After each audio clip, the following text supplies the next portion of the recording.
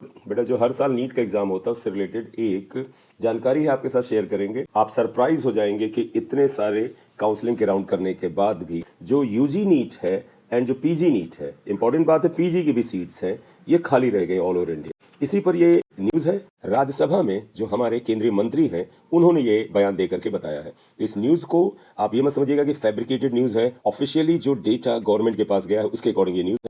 तो इस वीडियो में आप एंड तक बने रहिएगा और अगर चैनल पर नए हैं तो काइंडली सब्सक्राइब कर लीजिए। न्यूज जानना इसलिए जरूरी है कि आप ये पाएंगे कि इतने सारे राउंड कराते हैं फिर भी ये जो एमसीसी है ये इतनी अयोग्य लोगों से भरी हुई है जिनके पास डिसीजन मेकिंग ही नहीं है कि सीटें खाली पड़ी है। होना ये चाहिए कि इतना बड़ा देश है, इतनी सारी पॉपुलेशन है, इसमें कहाँ सीटें बढ़ाने की बातें हो रही हैं। बढ़ाने वाली सीटों पर जो होगा सो होगा, लेकिन जो भैया अवेलेबल सीट्स हैं उस पर तो बच्चों को एडमिशन दे दो।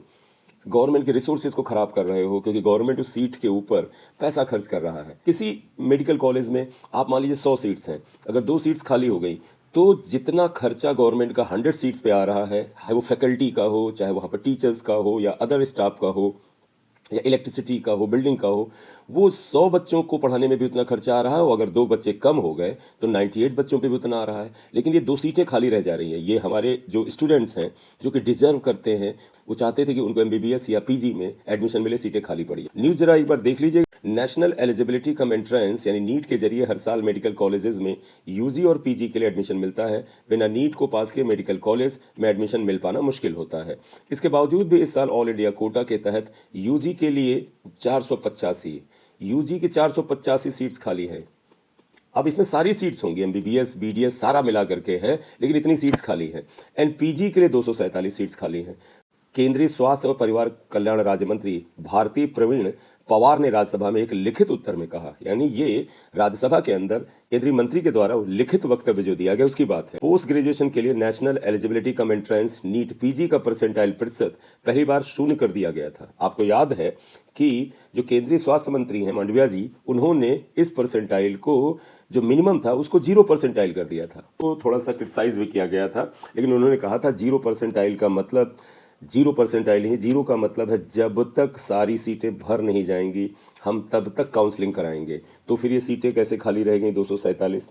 इसका मतलब मैं सरकार को यहाँ पर नहीं बोल रहा हूँ कि उनसे गलती हुई है। सरकार तो डिसीजन अच्छे ले रही है कि भैया जब तक सारी सीटें न भर जाएं तब तक आप काउंसलिंग करें। अधिकारी ही नहीं कर पा रहे, एग्जीक्यूशन ही नहीं हो पा रहा, प्लानिंग नहीं हो पा रही है। ये सवाल भी उठाया गया था कि क्या आरक्षित श्रेणियों की तुलना में कम अंक प्राप्त करने वाले सामान्य श्रेणी के उम्मीदवार मेडिकल में पीजी कोर्स में एडमिशन ले रहे हैं। एक क्वेश्चन मार्क आया था कि जो रिजर्व सीटें हैं अगर वहां पर बच्चे एडमिशन नहीं पाए हैं तो क्या उनको जो जनरल कैटेगरी है उनसे भरा जा रहा है और क्या कम अंक वाले छात्र सीटें सुरक्षित कर रहे हैं। तो इस तरह के प्रश्न भी उठे थे, गवर्नमेंट को राज्यसभा में इसका जवाब देना था।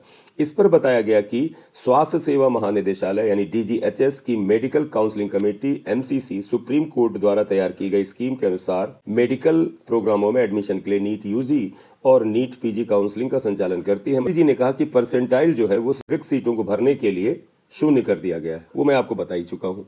इसलिए नीट पीजी में उपस्थित होने वाला प्रत्येक उम्मीदवार काउंसलिंग में भाग लेने के लिए योग्य हो जाता है। मंत्री ने कहा कि सीटें भरने के लिए चालू शैक्षणिक वर्ष में पीजी काउंसलिंग के लिए विशेष रिक्त राउंड आयोजित किए गए हैं। सरकार द्वारा पहले साझा किए गए आंकड़ों के अनुसार वर्ष 2023 शैक्षणिक सेशन के लिए देश में लगभग 1,01,043 एमबीबीएस सीटें और 65,335 पीजी सीटें उपलब्ध थीं। प्राइवेट और गवर्नमेंट सारी एमबीबीएस और पीजी की सीटें हैं।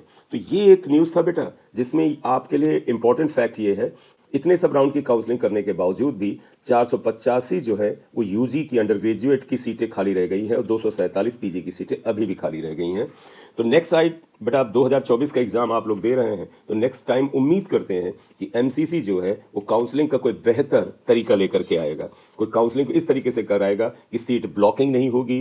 जिन बच्चों को सीट एक स्थान पे मिल जाती है वो दूसरी जगह सीट ब्लॉक नहीं करेगा, क्योंकि तो आपको पता है ऑल इंडिया कोटा में भी बच्चा सीट ब्लॉक किए बैठा है और स्टेट कोटा में बैठा हुआ है। इससे कुछ थोड़ा सा कम रैंक वाले बच्चों को जहां तक कट ऑफ में सीट मिल जानी चाहिए थी उनको सीट मिलने में तकलीफ हुई है।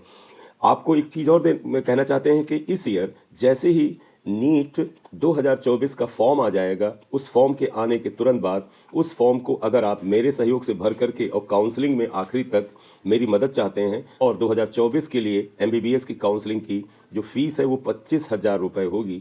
इस काउंसलिंग में पहले दिन से, जिस दिन से आप फॉर्म भरेंगे उस दिन से मैं आपको गाइड करूंगा। आपको मैं अपना व्हाट्सएप नंबर दूंगा, वहां से आप कांटेक्ट में रहेंगे।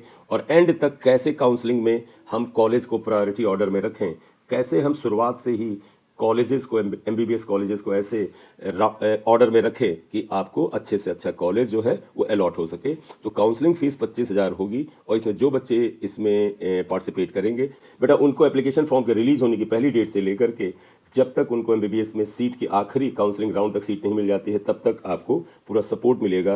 वो सारा काम हम लोग करेंगे, आपको कोई चिंता नहीं करनी होगी। और फीस सिर्फ 25,000 रुपये होगी। और ये फीस भी आपको 2 पार्ट में करनी होगी। एक अमाउंट होगा जो कि 10,000 रुपये होगा।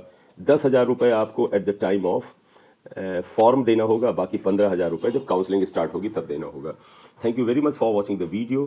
This is M Singh sir. अगर आप इस चैनल पर नए हैं तो काइंडली से सब्सक्राइब कर दीजिएगा, लाइक कर दीजिएगा। Thank you.